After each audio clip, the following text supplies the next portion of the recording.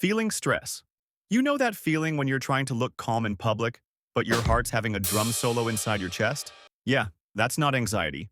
That's your ancient survival system doing its thing. Your brain evolved when stress meant a tiger was nearby, not when your Wi-Fi stopped working. So every time something stressful happens, a deadline, a breakup, or your teacher calling your name mid-daydream, your body reacts like it's literally in danger. Adrenaline floods, your breathing changes, and your brain shuts down anything non-essential, like logic or emotional control. The funny part? The exact system designed to help you survive ends up sabotaging your success. When you panic, your prefrontal cortex, the decision-making boss of your brain, basically clocks out. That's why you blank out during exams or say the dumbest things during interviews. Basically, your brain still thinks you're fighting lions. It just hasn't noticed that your biggest predator now is a notification that says, "We need to talk." The dopamine trap. Here's a cruel twist. Your brain gives you dopamine, the feel-good chemical, when you start something, not when you finish it. That's why starting a new diet, business, or self-improvement plan feels amazing for, like, 2 days. Then reality hits, and suddenly your brain's like, wait, this is effort. Yeah, see, dopamine isn't a reward chemical. It's a chase chemical. It motivates you to seek new rewards, not enjoy them. So you get addicted to planning, dreaming, or imagining your new life. But once you actually have to do the boring part, the brain ghosts you. That's why people love buying planners, gym gear, or online courses they never finish. The brain's not lazy. It's just high on the thrill of potential. Basically, your brain's the kind of friend who hypes you up for the road trip and then bails the second it's time to drive. The fear of success. Believe it or not, your brain might actually fear success more than failure. When you start getting things right, new job, more attention, better results, your subconscious starts whispering, what if you can't keep this up? What if everyone expects more now? That's called upper limit syndrome. Your brain links too much happiness or success with danger because deep down, it's scared of change. Maybe as a kid, every time things were going well, something bad happened. Now, adult, you associate success with incoming disaster. So when things start improving, your brain throws a wrench into your progress. Self-doubt, procrastination, random drama, just to drag you back to safe and familiar. Basically, your brain's like, oh, you're doing well? Better ruin it before life does. The comfort zone. Conspiracy. Your brain doesn't care if you're happy, it cares if you're comfortable. That's why you can stay stuck in boring jobs, draining routines, or relationships that feel like emotional quicksand. The brain confuses comfort with safety, even if that comfort is slowly killing your motivation.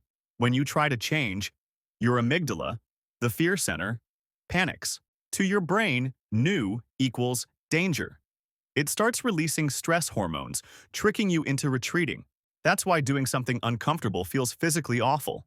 It's not weakness, it's wiring. But comfort zones shrink. The longer you stay in one, the scarier the outside becomes. So your brain's idea of keeping you safe is actually trapping you inside a shrinking bubble of fear. Basically, your brain's a helicopter parent that refuses to let you grow up. The perfectionism scam. Perfectionism looks ambitious on the surface, but deep down, it's just fear in fancy clothes. You tell yourself, I'm just trying to get it right, but your brain's really saying, if it's not perfect, I'll be judged. So you tweak, revise, delay, anything to avoid finishing. It feels productive, but it's not. Every time you delay a project to make it better, your brain rewards you with relief because it avoided potential rejection. You get to feel busy without risking failure. Here's the painful truth. Perfectionists rarely succeed. They just spend longer failing quietly because success requires showing up unfinished. Basically, perfectionism is your brain saying, let's never lose by never playing. The imposter illusion. You could be great at what you do and still feel like you're one mistake away from being exposed as a fraud. That's imposter syndrome. Your brain's twisted little way of saying, you don't deserve this. It happens when your self-image lags behind your achievements. You still feel like the underdog, even after you've already won. It's your brain trying to preempt criticism. Because if you say you're not good enough first, no one else can. It's a defense mechanism dressed as humility. Ironically, imposter syndrome doesn't happen to real imposters. It happens to competent people who care too much. The dumb ones never doubt themselves. Only the smart ones do. Basically, your brain's a gaslighter with trust issues. The reward system glitch. Ever hit a big goal and immediately feel nothing? That's not ingratitude. That's your reward system short-circuiting. Your brain's dopamine engine spikes during pursuit, not during achievement. Once you hit the goal, the chemical party's over. You get a few seconds of satisfaction, then the emptiness kicks in. The famous "now what" moment. It's not your fault. The human brain evolved for survival, not fulfillment. Hunter-gatherers didn't celebrate catching food. They immediately started worrying about the next hunt. So your brain never learned how to rest. That's why even billionaires and athletes fall into depression after success. The chase ends, but the wiring doesn't. Basically, your brain's an overachiever that's allergic to satisfaction, the self-talk saboteur. Inside your skull lives a full-time critic who thinks it's doing you a favor. That voice that says, "You're not ready," or "You'll embarrass yourself." It's not truth. It's protection. Thousands of years ago, getting rejected by your tribe meant death. So your brain evolved to keep you in line by pre-rejecting you before anyone else could. But in the modern world, that voice just becomes an overprotective parent from hell. It kills dreams before they start.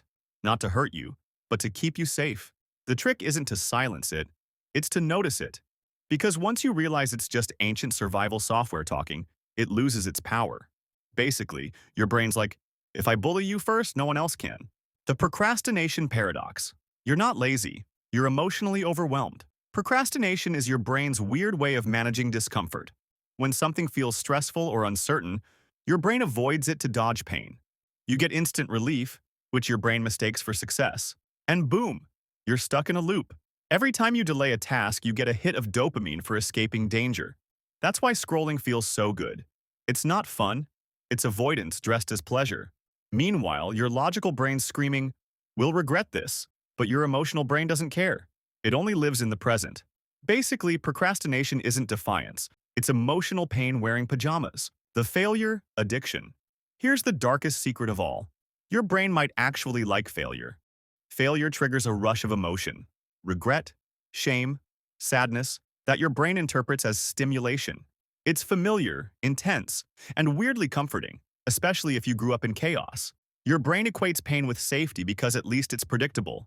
That's why some people repeat the same mistakes again and again, not because they enjoy suffering, but because their brain's addicted to the feeling of familiarity. It's not that your brain wants you to fail. It just doesn't know who you are without the struggle. Basically, your brain's addicted to the plot twist where everything goes wrong, because it's seen that movie too many times. Subscribe if you want to success.